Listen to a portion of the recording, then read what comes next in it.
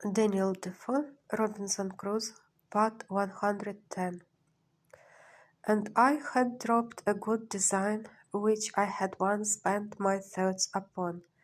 and that was to try if I could not make some of my barley into malt,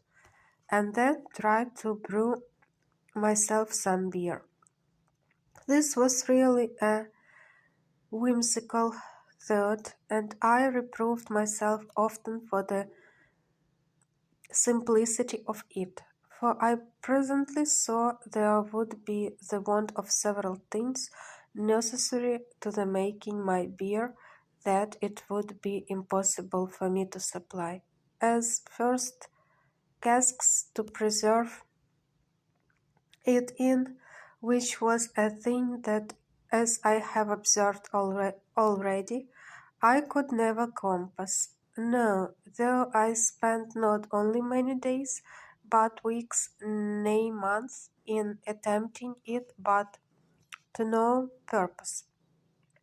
In the next place, I had no hopes to make it keep, no yeast to make it work, no copper to kettle to make it boil, and yet, with all these things wanting, I verily believe had not the frights and terrors I was in about the savages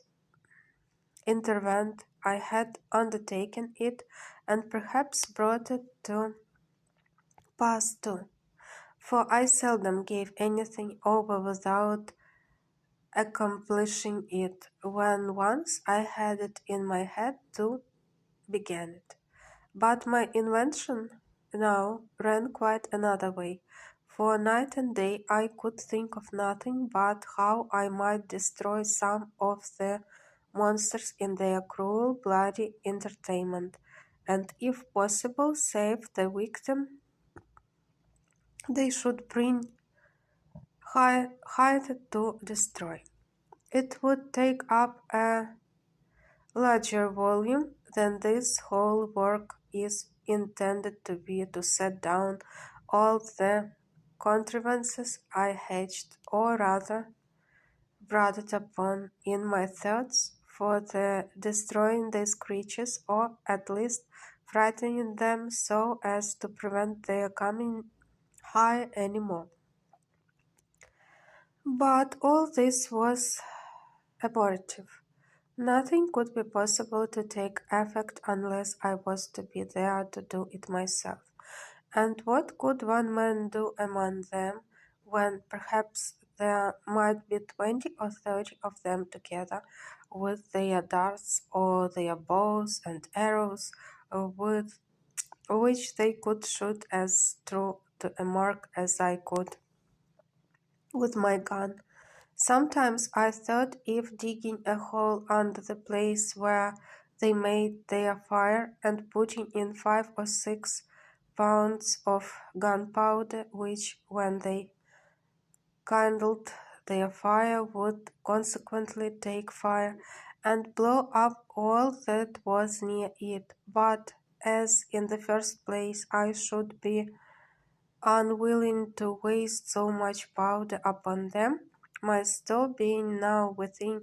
the quantity of 1 barrel, so neither could I be sure of its going off at any certain time, when it might surprise them, and at best that it would do little more than just blow the fire about their ears and fright them, but not sufficient to make them forsake the place. So I laid it aside, and then proposed that I would place myself in ambush in some convenient place with my 3 guns, all double loaded, and in the middle of their bloody ceremony let fly at them, when I should be sure to kill or wound perhaps 2 or 3 at every shot, and then falling in upon them with my 3 pistols and my sword. I made no doubt but that if there were 20, I should kill them all. This fancy pleased my thoughts for some weeks, and I was so full of it that I often dreamed of it, and sometimes that I was just going to let fly at them in my sleep. I went so far with it in my imagination that I employed myself several days to find out proper places to put myself in ambuscade, as I said, to watch for them, and I went frequently to the place itself, which was now grown more familiar to me.